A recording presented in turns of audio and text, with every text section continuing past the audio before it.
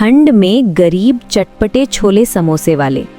हमारे प्रतापगढ़ गांव में उन दिनों बहुत तेज ठंडी हवाएं चल रही थीं। हम बच्चे एक दूसरे का हाथ पकड़कर गलियों में खेल रहे थे। नानी तेरी मोरनी को मोर ले गया, बाकी जो बचा था काला चोर ले गया। मुझे याद है शाम ढल रही थी जब मैंने रोहन और नेहा से कहा कि देखो अब अंधेरा होने वाला है और ठंड बढ़ जाएगी। मैं तो अपने घर जा रहा हूँ, तुम लोग भी अपने घर चले जाओ। पर राजू ने जिद की कि थोड़ा और रुक जाओ, हम और खेलेंगे। मुझे डर लग रहा था, इसलिए मैंने साफ कह दिया कि मैं तो चला। मेरी मम्मी घर पर मेरे लिए चटपटे छोले समोसे बनाने वाली हैं, जिसकी रेसिपी उन्होंने कल ही टीवी पर देखी थी। जब रोहन ने पूछा कि ये छोला समोसा क्या होता है, तो राजू ने हंसते हुए कहा कि क्या यार, तुम लोगों को चटपटे छोले समोसे के बारे में नहीं पता। छोले की सब्जी के साथ समोसा बहुत टेस्टी लगता है, लेकिन तुम गरीबों ने तो कभी इसे खाया भी नहीं होगा, इसलिए तुम्हें पता ही नहीं है। इतना कहकर राजू अपने घर चला गया। रोहन और नेहा भी अपने घर आ गए। तभी रोहन ने अपनी माँ पायल से जिद की, माँ मुझे छोले समोसे खाना है, आप मेरे लिए बनाओ ना। पायल सोच में पड़ गई कि बच्चों ने इसके बारे में कहाँ से सुन लिया, अब ये पक्का जिद करेंगे। माँ ने उन्हें समझाया कि अभी पापा को सैलरी नहीं मिली है, जैसे ही मिलेगी मैं तुम दोनों को चटपटे छोले समोसे खिलाऊंगी। पायल की बात सुनकर बच्चे थोड़े खुश तो हुए, पर भूख बहुत तेज थी। माँ ने गर्मा गर्म चावल बनाए थे, पर नेहा ने मना कर दिया, छी मुझे सादे चावल नहीं खाना, कुछ अच्छा खिलाओ। पायल के समझाने पर भी बच्चे नहीं माने और रोने लगे। तभी उनकी दादी सरोज ने उन्हें दुलारा और कहा कि अभी ये चावल खा लो, जब तुम्हारे पापा आएंगे तो मैं उनसे कुछ अच्छा खिलाने के लिए कह दूंगी। शाम ढल चुकी थी और अनुज यानी मेरे पिता के घर आने का वक्त हो गया था। बाहर बहुत ठंड थी। माँ को चिंता थी कि वो खड़ूस गोपाल हलवाई शायद पापा से फिर ज्यादा काम करवा रहा होगा। सच तो ये था कि अनुज गोपाल नाम के एक हलवाई की दुकान पर बहुत ही कम पैसे पर हेल्पर का काम करते थे। सारा काम पापा करते थे, फिर भी गोपाल उन्हें सुनाता रहता था, अरे अनुज आज इतना धीरे काम क्यों कर रहा है, घर नहीं जाना क्या? रात हो गई थी। गोपाल ने कहा कि आज ये बचे हुए समोसे अपने साथ ले जाओ। पापा समोसे लेकर घर के लिए निकले। बाहर इतनी ठंड थी कि उनके पैर जम रहे थे। उन्होंने सिर्फ एक पतला स्वेटर पहना था और ओस में भीगते हुए वो घर पहुंचे। माँ ने देखा कि पापा कांप रहे थे। उन्हें फौरन गर्म पानी दिया गया। जब उन्हें थोड़ा आराम मिला तो उन्होंने वो समोसे माँ को दिए। माँ खुश हुई कि चलो उस खड़ूस गोपाल ने कुछ तो अच्छा किया, बच्चे खुश हो जाएंगे। समोसे ठंडे हो गए थे, इसलिए माँ ने चूल्हे पर कढ़ाई चढ़ाकर उन्हें फिर से तेल में छान दिया, जिससे वो और क्रिस्पी हो गए। जब समोसे खाने के लिए दिए गए तो रोहन ने पूछा, पापा आप छोले क्यों नहीं लाए? छोले समोसे में तो ज्यादा मजा आता। पापा ने समझाया कि वहाँ सिर्फ समोसे बिकते हैं। रात को सोने में बहुत दिक्कत हुई, क्योंकि छत के टूटे हिस्से से ठंडी हवाएं सीधा अंदर आ रही थीं। हमारे पास न ढंग के कपड़े थे और ना ही रजाई। बुआ रिया भी जाग रही थी। ठंड में किसी को नींद नहीं आ रही थी। कुछ दिन ऐसे ही बीते। एक दिन पापा दुकान पर थे। ठंड इतनी थी कि आलू काटना भी मुश्किल था। गोपाल फिर चिल्लाया, कामचोर, कछुए की चाल चल रहा है, आलू छीलने के बाद बर्तन भी धोने हैं। पापा ने ठंडे पानी से बर्तन धोए। उनके हाथ लाल होकर सुन्न पड़ गए थे। उन्होंने हिम्मत करके गोपाल से कहा, सेठ जी ठंड में मेरे हाथों में छाले पड़ गए हैं, मेरी सैलरी बढ़ा दीजिए। पर गोपाल ने साफ कह दिया कि किचकिच मत कर, नहीं करना तो हिसाब कर ले और कल से मत आना। गोपाल हमारी गरीबी का फायदा उठाता था। घर में राशन खत्म हो गया था। बुआ रिया जो स्कॉलरशिप पर कॉलेज जाती थी, वहाँ अमीर लड़कियाँ उसके पुराने कपड़ों का मजाक उड़ाती थी। टीना नाम की लड़की अपने नए जैकेट का दिखावा करती थी। रिया उदास होकर घर लौट रही थी कि रास्ते में उसे छोले समोसे की रेहड़ी दिखी। उसका भी मन ललचाया, पर पैसे नहीं थे। घर में सिर्फ सूखी रोटी थी, जिसे उसने नमक तेल के साथ खाया। तभी रोहन और नेहा स्कूल से रोते हुए आए। स्कूल में रीमा नाम की लड़की होटल स्टाइल के चटपटे छोले लाई थी। अमन समोसे लाया था। उन सब ने मिलकर मजे से खाया। जब रोहन ने उनसे थोड़ा मांगा तो उन्होंने शर्त रखी कि पहले नाच कर दिखाओ। रोहन नाचने लगा, पर नाचने के बाद भी उन्होंने उसे भगा दिया और समोसा नहीं दिया। माँ ने बच्चों को चुप कराया। पापा घर आए तो पता चला कि उन्हें सैलरी नहीं मिली है और मकान मालिक किराया न देने पर घर से निकालने की धमकी दे गया था। माँ ने तय किया कि वो भी काम करेंगी। वो कई घरों में गईं, पर काम नहीं मिला। आखिरकार एक राशन दुकान वाले महेश को उनकी हालत पर दया आ गई। उसने माँ को हेल्पर रख लिया, एडवांस पैसे दिए और कुछ सूखे छोले भी दिए। माँ घर आई तो बहुत खुश थी। उसने उन छोलों को भिगोया और सिलबट्टे पर मसाले पीसे। जब कढ़ाई में मसालों की खुशबू उठी तो पूरा घर महक गया। माँ ने लाजवाब चटपटे छोले बनाए। तभी पापा घर आए। उनकी हालत बहुत खराब थी। पता चला कि गोपाल मिलावटी मिठाइयाँ बेचता था और जब ग्राहक ने शिकायत की तो उसने सारा इल्जाम पापा पर डाल दिया और उन्हें नौकरी से निकाल दिया। लोगों ने उन्हें पीटा भी था। दादी की तबीयत भी बिगड़ गई थी। उन्हें तेज बुखार था। माँ और पापा उन्हें खैराती अस्पताल ले गए। डॉक्टर ने कहा कि अगर थोड़ी देर और होती तो बुखार दिमाग पर चढ़ जाता और जान भी जा सकती थी। लौटते वक्त सड़क किनारे हमने एक ठेला देखा जहां लोग चटपटे छोले समोसे के लिए पागल थे। यहीं से कहानी ने नया मोड़ लिया। माँ और पापा ने फैसला किया कि अब वो किसी की गुलामी नहीं करेंगे। माँ के हाथों में हुनर था। उन्होंने अपनी पहली पगार से छोटी सी दुकान शुरू की। आज प्रतापगढ़ के उस कोने पर हमारी अपनी छोटी सी रेलडी है। अब लोग गोपाल की दुकान नहीं, पायल के चटपटे छोले समोसे खाने आते हैं। अब हमारी छत भी पक्की है और पेट भी भरा रहता है। उस दिन स्कूल की हवा में एक अजीब सी खटास थी, या शायद वो मेरे खाली पेट की आवाज थी। लंच की घंटी बजी और हर बच्चा अपने बस्ते से टिफिन निकालने लगा। मैं और मेरी छोटी बहन ईशा अपनी पुरानी बेंच पर बैठे थे। हमारे पास सिर्फ पानी की एक बोतल थी। तभी सामने वाली बेंच पर रीमा ने अपना टिफिन खोला। पलक झपकते ही चटपटे छोलों की वो सौंधी और तीखी खुशबू पूरी क्लास में फैल गई। ऐसा लग रहा था जैसे वो महक सीधे मेरे दिमाग पर वार कर रही हो। रीमा ने बड़े गर्व से कहा, मेरी मम्मी एक बड़े होटल में शेफ हैं। उन्होंने आज मेरे लिए खास होटल स्टाइल के चटपटे छोले बनाए हैं। तभी अमन भी अपना टिफिन लेकर वहां पहुंच गया। उसने कहा, देख रीमा, मेरी मम्मी ने आज फिर समोसे दिए हैं। इनकी चटनी तो बेकार है, पर मैंने सुना है आजकल चटपटे छोले समोसे का बड़ा ट्रेंड है। क्यों ना हम अपने टिफिन शेयर कर ले? मैं दूर बैठा उन्हें देख रहा था। अमन ने अपने 2 समोसे रीमा को दिए और रीमा ने अपने गाढ़े लाल मसालों वाले छोले अमन की प्लेट में डाल दिए। जब उन्होंने पहला निवाला लिया तो उनके चेहरे के भाव देखकर मेरा जी ललचा उठा। वो बार बार कह रहे थे कि ये कितने टेस्टी हैं। वहीं एक और लड़का अपना बर्गर लेकर उनके पास आ गया। वो सब मिलकर हंस रहे थे, खुशियां बांट रहे थे और स्वादिष्ट खाने का लुत्फ उठा रहे थे। मुझसे और रहा नहीं गया। ईशा ने मेरा हाथ पकड़कर रोकने की कोशिश की। भैया मत जाओ, वो हमें परेशान करेंगे। पर भूख ने मेरी हिम्मत बढ़ा दी थी। मैं उनके पास गया और दबी आवाज में पूछा, रीमा, अमन, क्या तुम लोग मेरे साथ भी अपना टिफिन शेयर करोगे? अमन ने एक कुटिल मुस्कान के साथ मेरी तरफ देखा और हंसते हुए कहा, क्यों नहीं, लेकिन हमारा कीमती टिफिन खाने के लिए तुम्हें हमारे लिए कुछ करना पड़ेगा। मैंने मासूमियत से पूछा कि मैं क्या कर सकता हूँ। उसने जवाब दिया, अगर ये छोले समोसे चाहिए तो पहले हमें यहाँ सबके सामने नाच कर दिखाओ। पूरी क्लास के बच्चे हमें देखने लगे। ईशा चिल्लाई, भैया नाचने की जरूरत नहीं है, चलो हम पानी पी लेंगे। पर मेरा ध्यान तो सिर्फ उन छोलों पर था। मैंने अपनी शर्म को एक तरफ रखा और वहीं जमीन पर पैर थिरकाने लगा। मैं बेढंगे तरीके से नाच रहा था और वो सब मुझ पर ताली बजाकर हंस रहे थे।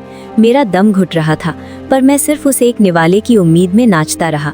जैसे ही मैं रुका, मैंने हाथ फैलाया, पर अमन ने अपना टिफिन पीछे खींच लिया और जोर से हंसते हुए बोला, अरे तुमने तो बहुत ही बेकार डांस किया है। क्या ऐसे कोई नाचता है? जाओ यहाँ से, तुम्हें कुछ नहीं मिलेगा। अपना ये रोतलू चेहरा लेकर यहाँ से निकलो। मेरे पैरों तले जमीन खिसक गई। ईशा दौड़कर आई और मेरा हाथ पकड़कर मुझे वापस बेंच पर ले गई।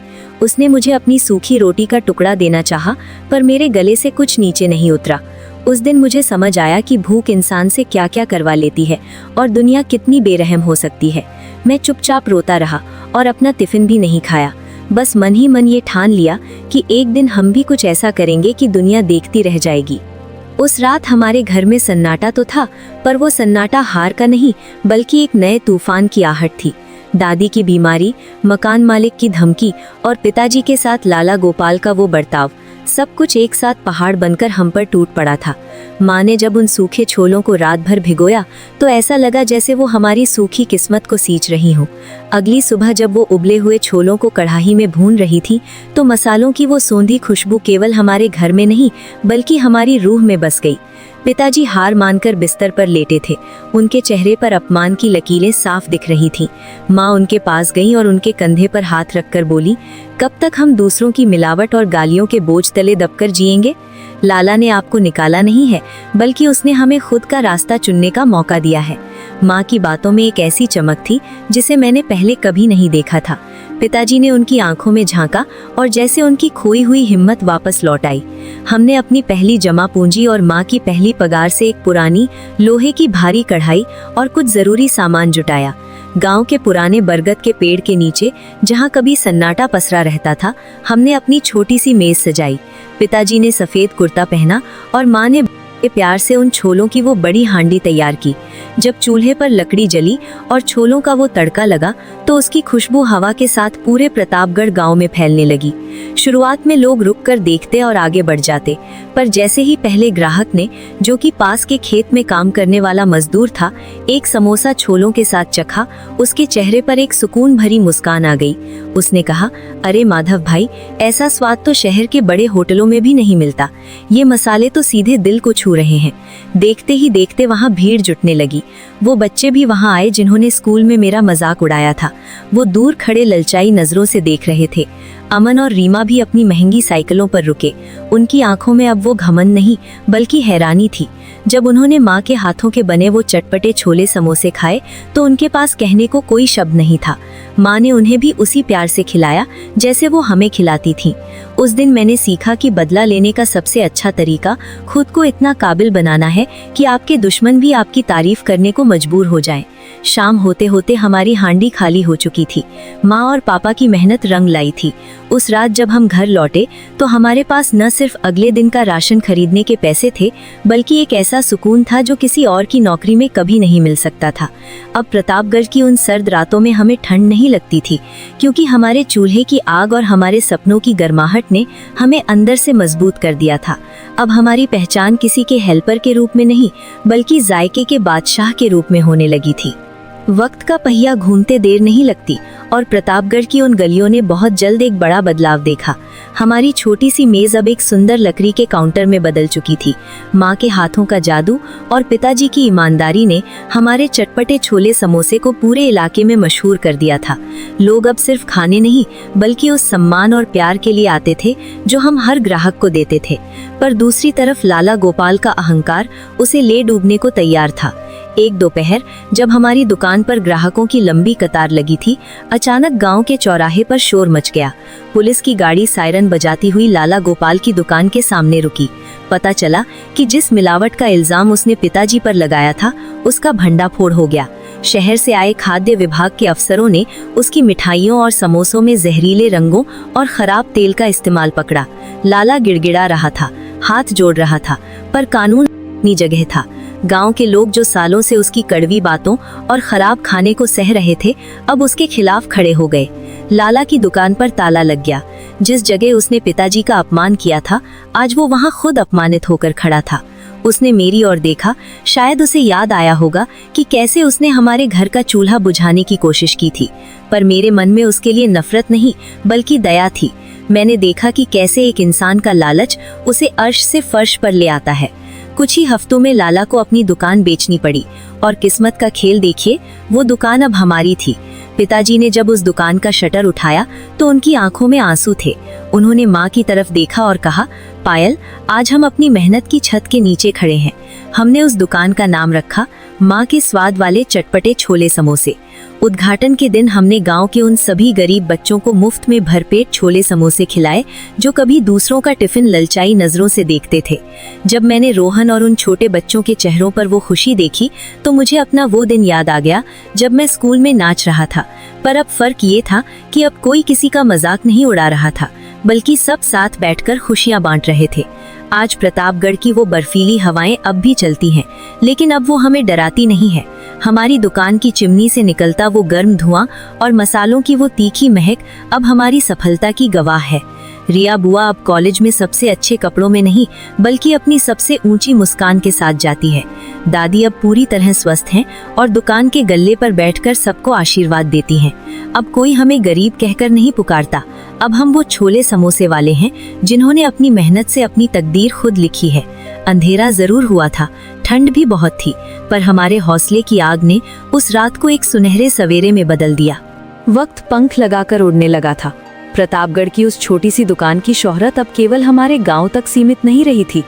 पास के शहरों से लोग अपनी बड़ी बड़ी गाड़ियों में खास तौर पर माँ के हाथ के चटपटे छोले समोसे का जायका लेने आने लगे थे। पिताजी अब थके हुए और बीमार नहीं दिखते थे, बल्कि उनके चेहरे पर एक मालिक का आत्मविश्वास और सुकून झलकता था।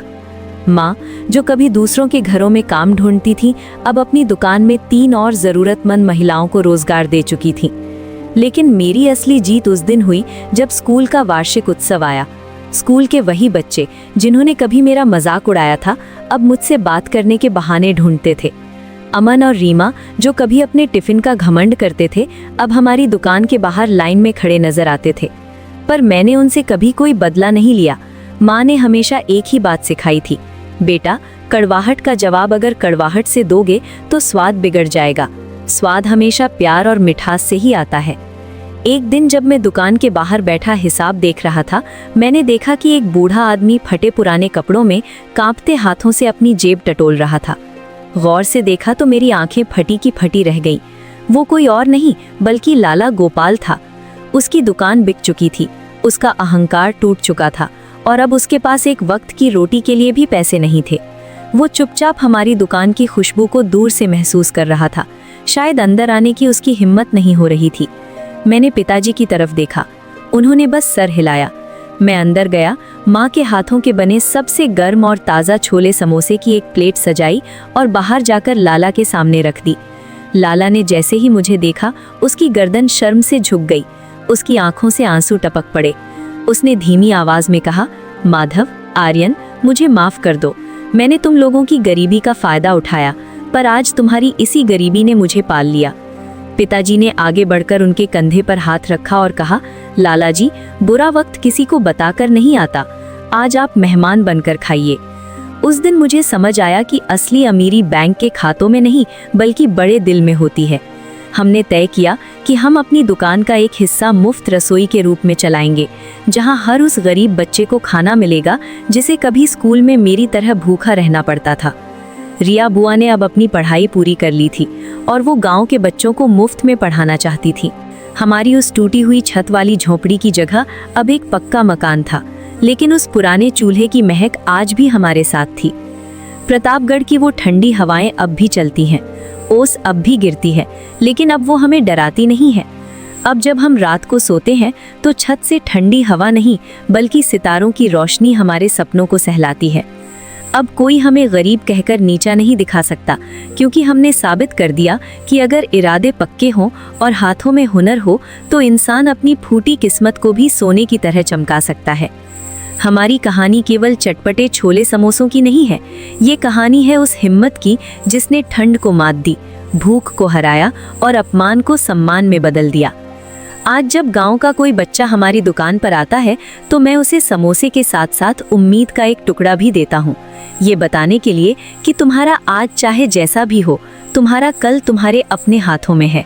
साल बीत गए, मौसम बदले और प्रतापगढ़ का वो छोटा सा कोना अब एक पक्की और आलीशान इमारत में तब्दील हो चुका है। आज जब मैं अपनी गाड़ी से दुकान के सामने उतरता हूँ तो मुझे वो पुराना आर्यन याद आता है, वही छोटा बच्चा जो कड़ाके की ठंड में एक पतली सी चादर ओढ़े लालच भरी नजरों से दूसरों के टिफिन देखता था। आज प्रतापगढ़ के मशहूर चटपटे छोले समोसे का बोर्ड दूर से ही चमकता है और उसकी खुशबू अब केवल इस गांव में नहीं बल्कि दूर दराज के शहरों तक अपनी पहचान बना चुकी है। पिताजी अब बूढ़े हो गए हैं, पर उनके चेहरे की वो झुर्रियां अब थकान की नहीं बल्कि संतोष की गवाह हैं। वो अब काम नहीं करते, बस दुकान के बाहर एक आराम कुर्सी पर बैठकर आने जाने वाले हर मुसाफिर को मुस्कुरा कर देखते हैं। माँ की रसोई अब बहुत बड़ी हो गई है, जहाँ कई चूल्हे एक साथ जलते हैं, पर माँ आज भी हर सुबह मसालों की जांच करती हैं। वो कहती हैं, बेटा, शोहरत कितनी भी बढ़ जाए पर उस ईमानदारी का स्वाद कभी कम नहीं होना चाहिए जिसने हमें इस मुकाम तक पहुँचाया है। रिया बुआ ने अब गांव में एक छोटा सा स्कूल खोल लिया है, जहां वो उन बच्चों को पढ़ाती हैं जिनके पास किताबें खरीदने के पैसे नहीं होते। वो अक्सर बच्चों को मेरी वही कहानी सुनाती हैं कि कैसे एक बार भूख ने मुझे दूसरों के सामने नाचने पर मजबूर कर दिया था। वो बच्चों को सिखाती हैं कि गरीबी कोई अभिशाप नहीं है, बल्कि वो एक ऐसी आग है जो अगर सही दिशा में जले तो सोने को भी कुंदन बना देती है। आज प्रतापगढ़ की हवा में वही पुरानी ठिठुरन है। ओस की बूंदें अब भी गिरती हैं और कोहरा अब भी रास्ता रोकता है, पर अब हमारे पास वो पुरानी फटी रजाई नहीं है। अब हमारा घर गर्म है, हमारी छत पक्की है और सबसे बड़ी बात, अब हमारे पास किसी का दिया हुआ बचा कुचा खाना नहीं, बल्कि अपनी मेहनत की रोटी है। अब जब कोई गरीब बच्चा हमारी दुकान के बाहर खड़ा होता है तो मैं उसे धक्के देकर नहीं भगाता, मैं उसे अंदर बुलाता हूँ, उसे सबसे ताज़ा और गर्म छोले समोसे खिलाता हूँ और उसकी आंखों में वही चमक देखता हूँ जो कभी मेरी आंखों में हुआ करती थी। लाला गोपाल की वो पुरानी खंडहर दुकान अब एक याद बन चुकी है। लोग अब उसे भूल चुके हैं, पर वो कड़वा सबक आज भी मेरे जहन में जिंदा है। उसने हमें सिखाया कि ऊंचाइयां छूने के बाद जमीन को कभी नहीं भूलना चाहिए। आज जब मैं शाम को दुकान मंगल करके घर लौटता हूँ तो मैं एक पल के लिए उसी पुराने बरगद के पेड़ के नीचे रुकता हूँ। मुझे लगता है जैसे हवा में आज भी वही पुरानी सौंधी खुशबू है, वही खुशबू जिसने हमें एक नई जिंदगी दी थी। हमारी कहानी केवल संघर्ष की नहीं, बल्कि उस जीत की है जिसने हमने खुद से, अपनी किस्मत से और इस बेरहम दुनिया से लड़कर जीती थी। अब प्रतापगढ़ की रातें काली नहीं लगती, क्योंकि हर रात के बाद एक ऐसा सवेरा आता है जो हमें याद दिलाता है कि जब तक हमारे पास हिम्मत है और माँ के हाथों का वो जायका है, हम कभी नहीं हार सकते। ये सफर लंबा था, मुश्किल था, पर यकीन मानिए उस एक निवाले के लिए किया गया संघर्ष आज मेरी सबसे बड़ी पूंजी है। अब जब मैं आंखें मूंदता हूँ तो मुझे बस वही आवाज सुनाई देती है, कड़ाके की ठंड, गर्म कड़ाही और वो बेमिसाल चटपटे छोले समोसे।